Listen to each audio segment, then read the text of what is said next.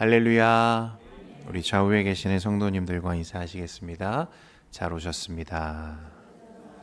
네. 더위가 끝날 듯 끝나지 않는 여름을 지나고 있습니다. 여러분들 주 안에서 영육간에 늘 강건하시기를 축원합니다.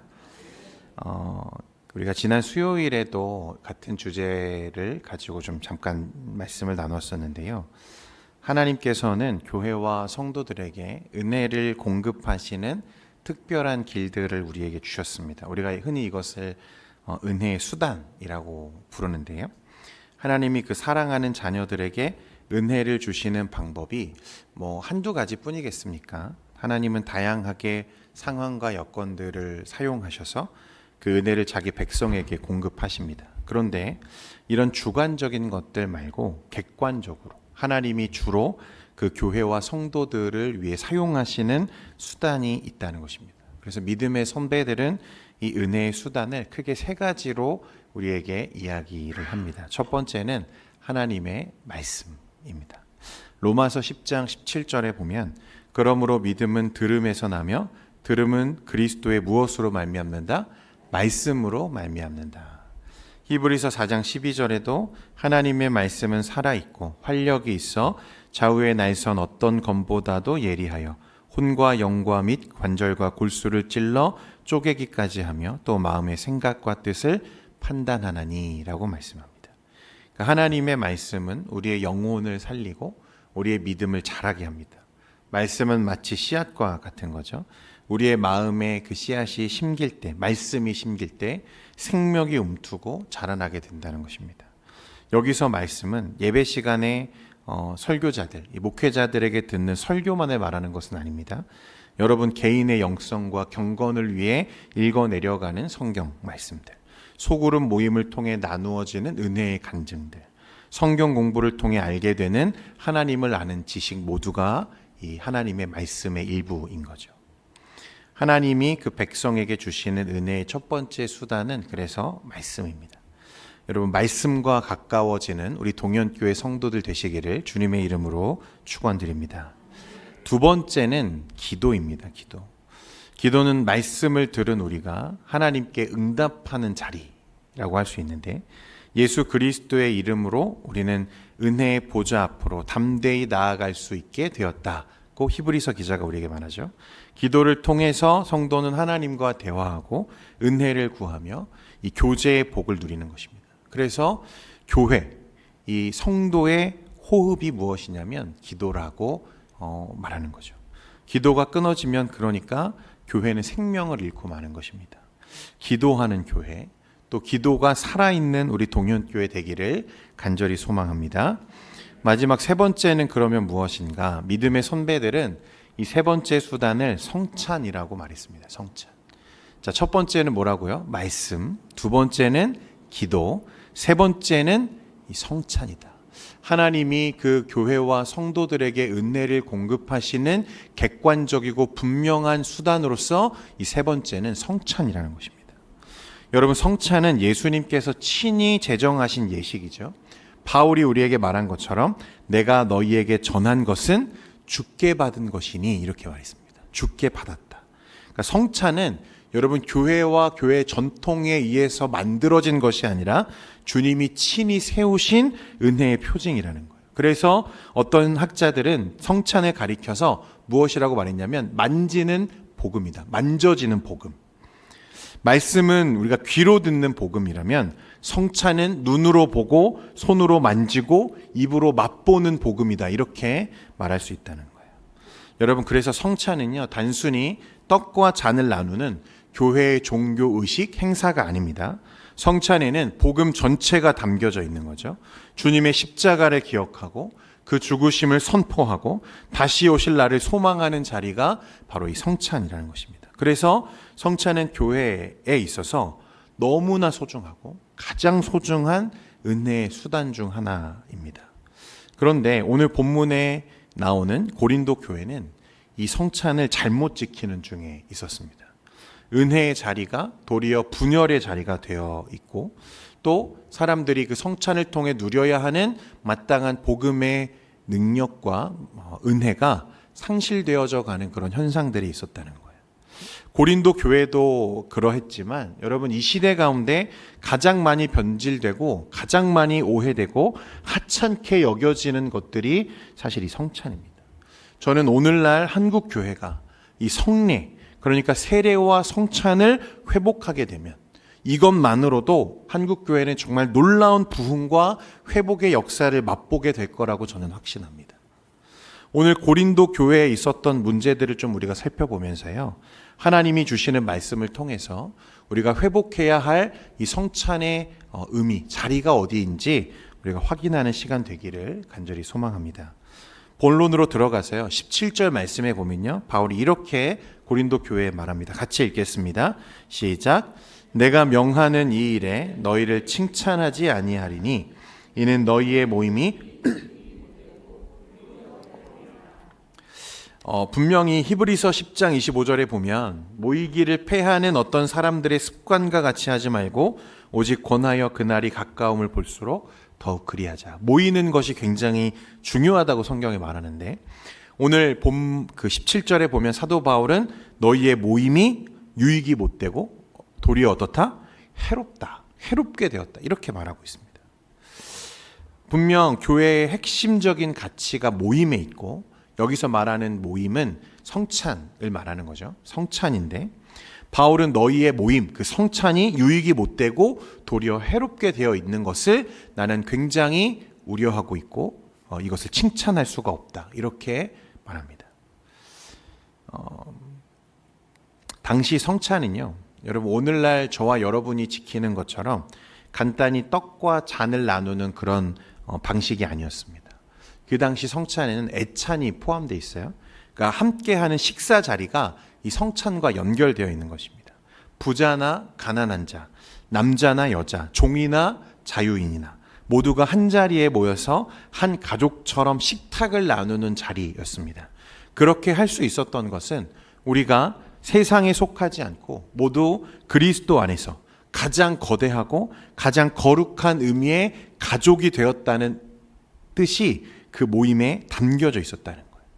여러분, 한마디로 말하면 식구라는 것입니다. 식구. 우리가 가족을 다른 말로 식구라고 하잖아요. 여러분, 왜 식구라고 부르죠, 가족을? 어떤 사이이기 때문에? 서로 밥을 같이 나누어 먹는 사이이기 때문에 그렇죠. 그게 가족이라는 거예요. 그리고 그 함께함의 가치를 잘 보존하여 가장 잘 드러내 보여주는 공동체가 어디냐면 교회라는 것입니다. 교회. 그래서 교회는요, 여러분, 먹는 게 너무 중요한 공동체예요. 잘 먹어야 되는 거죠, 우리가. 그 식사 자리는 그냥 사실 우리가 세상에서 나누는 것처럼 그냥 육체에 유익이 되는 음식을 먹고 나누는 자리가 아니라 우리가 주 안에서 하나라고 하는, 우리가 주 안에서 한 가족이 되었다는 사실을 확인하는 것이 무엇이냐면 교회의 이 식사, 그리고 성찬, 예찬의 자리였다는 것입니다. 그러니까 얼마나 감동적인 자리입니까? 가난한 자나 부한 자나 남자나 여자나 어린아이나 나이가 많은 자나 연약한 자나 강한 자나 한 자리에서 주 안에서는 오직 우리가 하나 되었다는 사실을 확인하게 되고 확증하게 되는 그 의미 있는 자리가 이 교회의 식사 자리였다는 거예요. 그리고 그 식사에서 이어지는 예식이 무엇이냐면 성찬이라는 것입니다. 제가 앞에서 이 성찬과 세례만 회복되어도 한국교회가 회복될 거라고 말씀을 드렸는데, 이 성찬, 거룩한 식사 자리에 함께할 자격은 여러분 그러면 어디서 생기는 거죠? 우리가 성찬에 참여할 자격은 누구에게만 주어집니까? 네, 세례교인들, 그죠? 그러니까 그 자격을 규정하는 예식이 뭐예요? 세례입니다, 세례. 그러니까 우리는 아무나 세례를 주면 돼요, 안 돼요? 안 돼요. 우리가 세례를 행한다는 것은 어떤 의미죠? 우리와 그가 한 가족이 되었다. 한 패밀리가 되었다. 이게 세례입니다. 그러니까 아무나 세례를 주면 안 되는 거죠. 그 세례를 통해 가족된 자들이 함께 모여서 그리스도 안에서 떡을 떼며 잔을 기울이고 우리가 주 안에서 함께하며 하나 된 자들임을 확인하는 자리가 성찬이라는 거예요. 성찬. 여러분, 그런 마음으로 성찬과 세례에 동참하고 계십니까? 우리 모임과 교제에는 이런 은혜가 넘치고 있는지 우리가 좀 볼 수 있어야 됩니다. 이게 우리가 회복해야 할 진실한 관계인 거죠. 우리는 그냥 같은 교회에 다니고 있는 그런 어떤 친밀한 관계 정도가 아니라 그리스도 안에서 그리스도의 피로 연합되어진 한 몸을 이루는 가정이고 교회이고 공동체라는 사실입니다. 앞에서도 얘기했지만 이 당시 성찬은 조금 오늘날과는 형태가 좀 달랐어요. 말 그대로 커다란 식사였습니다. 모이면 온 교회 성도들이 한 가정에서 모여서 식사를 하는 거예요. 그리고 그 식사가 끝날 때 이제 성찬이 이루어지는 거죠.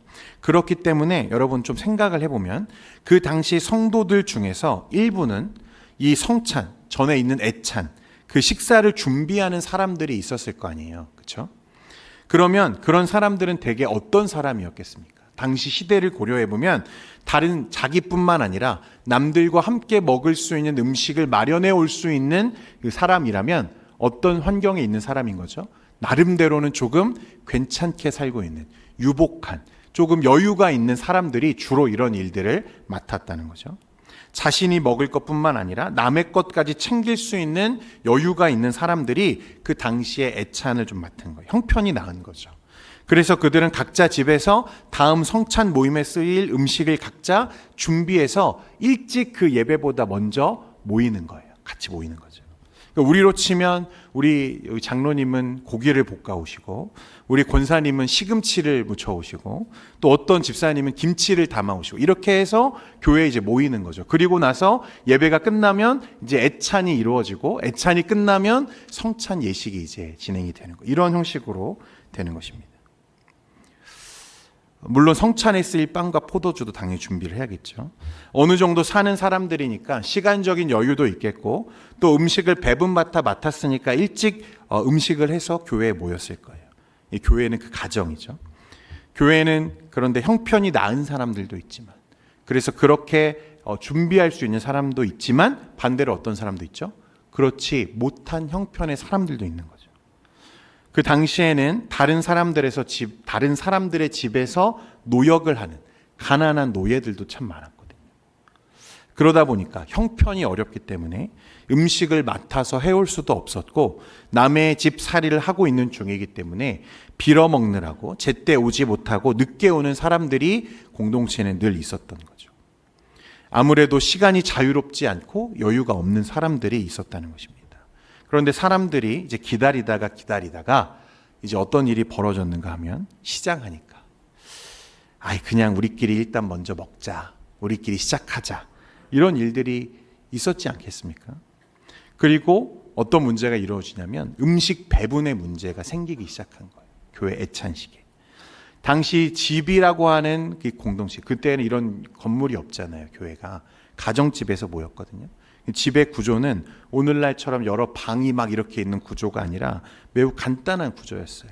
그래서 먼저 온 사람들부터 이 안쪽에 자리를 차고 앉아서 이 점점 바깥으로 가게 되는 거죠. 자연적으로 오는 순서에 따라서 먼저 온 사람들, 좀 여유가 있는 사람들은 어디에 앉았어요? 앞에 앉아 있고 좀 여유가 없고 늦게 올 수밖에 없었던 형편의 사람들은 상대적으로 늘 뒤에 앉아 있는 그런 모습들이 되겠죠. 이제 어느 정도 모임이 이루어져서 말씀은 강론이 끝나고 성찬식 이제 식사를 해야 되는데 바깥에 늦게 온 사람들은 아무리 기다려도 자기 순서까지 이 음식이 오지 않고 앞에서 소진되어 없어지는 일들이 일어나기 시작했다는 거예요. 오늘날에는 우리가 빵과 잔을 다 개인별로 소분해서 드리잖아요. 여러분 다 이유가 있습니다. 원래는 여러분 성찬을 어떻게 했냐면 커다란 한 덩어리의 빵을 돌려가면서 떼어서 먹는 형태였어요. 초창기에는. 잔은 어떻게 하죠? 돌려서. 우리가 따라주는 게 아니고요. 한 잔의 그 포도주를 돌려가면서 마셨습니다. 나름대로 되게 신학적인 의미가 있는 행위거든요. 이 떡은 여러분 무엇이죠? 그리스도의 몸이잖아요. 그래서 그 떡을 뗄 때 우리는 무엇을 보게 되죠? 그리스도의 고난. 몸의 찢김을 눈으로 보게 되는 거죠. 그래서 그 빵을 뗄 때마다 나를 위해 십자가에 죽으신 그리스도의 몸을 자연적으로 보게 되죠. 그게 이 떼는 의미에 있는 거예요. 그리스도의 몸이 갈기갈기 찢기는 그 십자가 언덕을 우리 초대교회 성도들은 매번 모일 때마다 이루어졌던 이 성찬 예식을 통해서 보게 되는 거죠. 근데 문제는 뭐예요? 앞에 있는 사람들이 떡을 조금만 떼주면 참 좋겠는데 뭉텅뭉텅 떼기 시작하니까 뒤로 가면 갈수록 빵이 이제 줄어들기 시작하고 마침내 가서는 뒤에서는 자기 순서까지 못 오는 일들이 일어나기 시작했다는 거예요. 남은 게 없었던 거죠. 여러분 생각해 보세요. 성찬은 원래 은혜의 만찬인데 고린도 교회에는 무엇이 되어 있어요? 불공평한 뷔페가 되어 있는 거예요. 그래서 말씀해 보면 어떤 이들은 이미 배가 부르고 취했는데 어떤 이들은 뒤에서 배를 굶고 기다리고 있는 그런 상황이 연출됐다는 것입니다. 이게 당시의 문제였던 거죠. 여러분 이게 성찬의 의미가 그런 것들로 인해서 퇴색되고 변질되고 있었다는 것입니다. 18절과 19절 말씀해 보면 이렇게 말합니다. 먼저 너희가 교회에 모일 때에 너희 중에 분쟁이 있다함을 듣고 어느 정도 믿거니와 너희 중에 파당이 있어야 너희 중에 옳다 인정함을 받은 자들이 나타나게 되리라. 하나가 되어야 하는 자리가 오히려 가난한 자와 부한 자를 구분하는 자리가 되고 파당이 나뉘어지게 되고 분열을 일으키는 원인이 되고 있는 거죠. 그리고 20절에서 22절까지 말씀 우리 같이 한번 읽겠습니다. 20절에서 22절입니다. 시작. 그런즉 너희가 함께 모여서 주의 만찬을 먹을 수 없으니 이는 먹을 때에 각각 자기의 만찬을 먼저 갖다 먹으므로 어떤 사람은 시작 어떤 사람은 취함이라. 너희가 먹고 마실 집이 없느냐? 너희가 하나님의 교회를 업신여기고 빈궁한 자들을 부끄럽게 하느냐? 내가 너희에게 무슨 말을 하랴? 너희를 칭찬하랴? 이것으로 칭찬하지 않노라. 성찬식을 잘 하고 있는 것은 감사한 일인데 이 일로 인해서 오히려 유익이 되지 못하고 파당을 나누고 분열되고 그렇게 행하고 있는 너희들을 나는 칭찬할 수 없을 것 같다. 이렇게 바울이 말하고 있는 것입니다. 여러분 성찬의 의미는 원래 한 몸, 한 지체, 한 은혜를 나누는 자리잖아요. 그런데 고린도 교회는 성찬을 통해서 오히려 그 하나됨을 드러내기는커녕 교회의 분열과 차별을 드러내고 있었다는 것입니다. 이제 바울은 이런 교회의 왜곡된 성찬을 지적한 뒤에요. 원래 성찬이 어떤 것인지를 다시 선포하죠. 이제 23절부터 그 말씀이 나오는데 말씀에 보면 내가 너희에게 전한 것은 주께 받은 것이니 곧 주 예수께서 잡히시던 밤에 떡을 가지사. 이제 본래 성찬에 대한 의미를 말하는 거예요. 여러분 이 말씀이 되게 중요한데 성찬은 바울이 고안한 것도 아니고 교회의 전통이 만든 것도 아니라 했어요. 누가 만드신 거죠?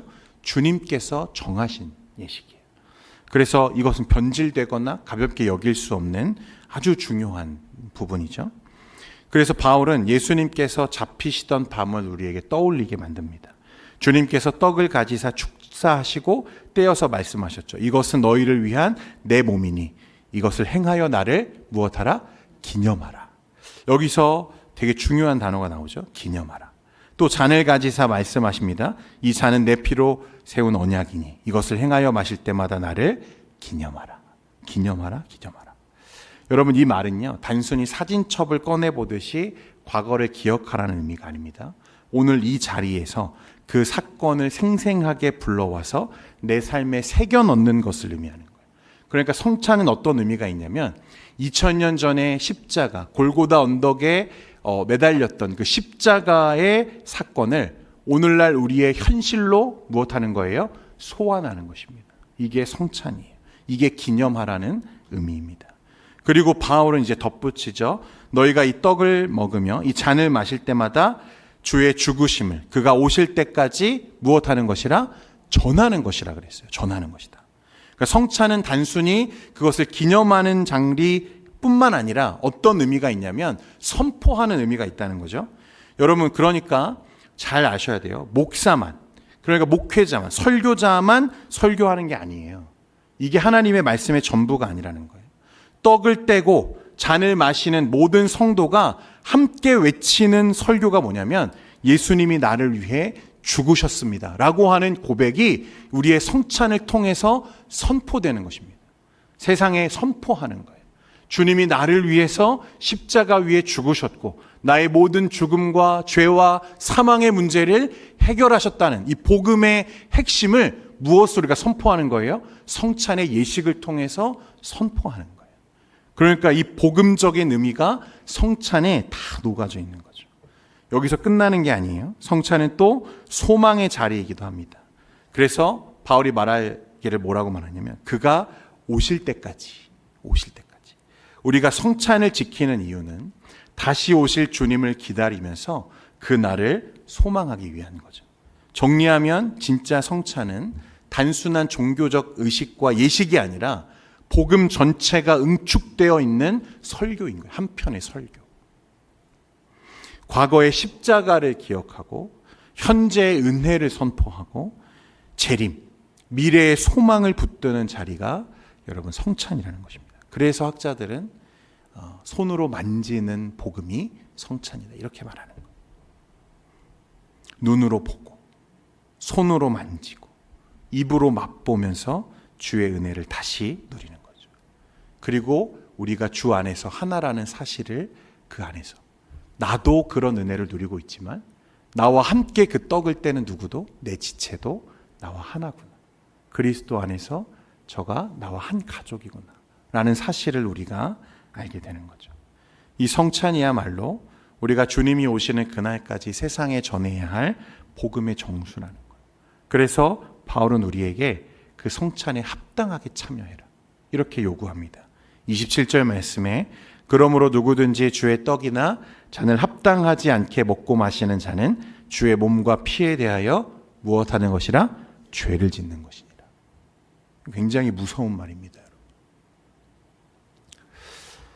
성도 여러분, 우리 동현교회가 이 성찬과 성례가 바로 서는 교회가 되기를 기도해 주십시오. 그리고 거룩한 예식에 합당하게 동참하는 우리 모두가 되기를 원합니다. 그 바른 말씀과 성례 안에서 우리의 영적인 의미가 확인되어지고 우리의 하나 되게 하신 그 하나님의 은혜가 우리에게 다시 부어지고 회복되어지는 우리 동현교회 되기를 간절히 소망합니다. 그런데 우리가 지켜야 하는 성찬은요, 여러분 예식과 그 형식도 너무 중요하지만 목적이 무엇보다 중요한 거죠.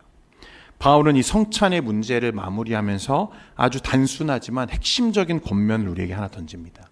33절 말씀인데요. 혹시 스크린 될까요? 33절 제가 읽어드리겠습니다. 그런즉 내 형제들아 먹으러 모일 때 서로 무엇하라? 기다리라. 여러분 성찬에는요 서로 기다리라 라고 하는 이 말씀 속에는 교회의 모든 사역을 움직이는 원리가 그 안에 담겨져 있는 거예요. 기다리라. 교회는 어떤 공동체예요? 기다리는 공동체입니다.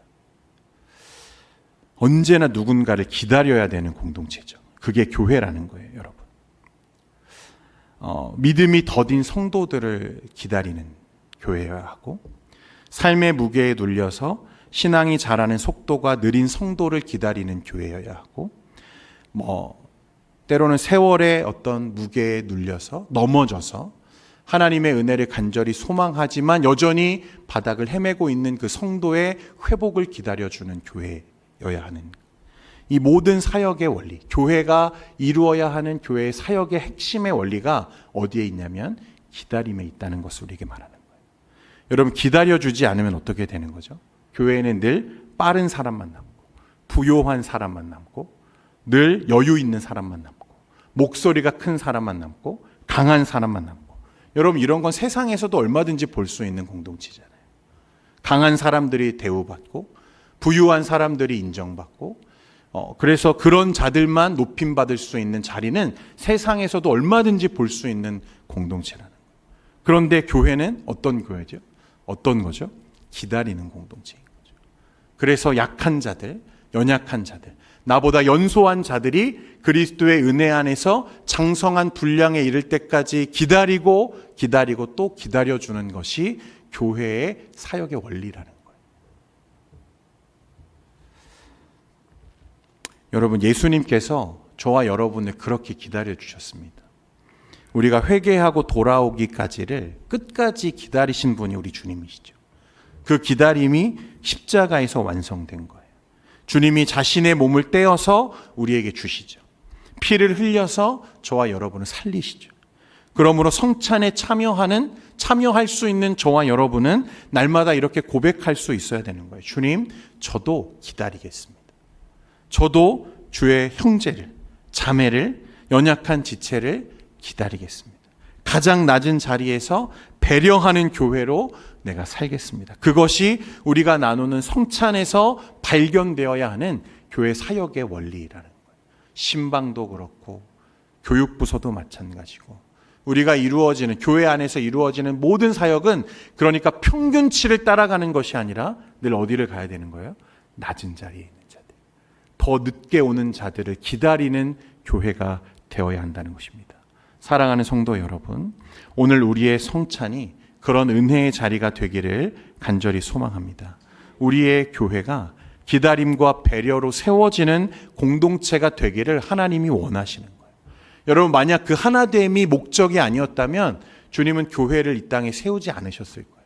우리가 단지 예수 믿고 구원받는 것만이 우리 신앙의 전부였다면 교회가 왜 필요합니까? 그냥 집에 가서 그냥 말씀 보고 내가 예수 믿고 천국 가면 되지.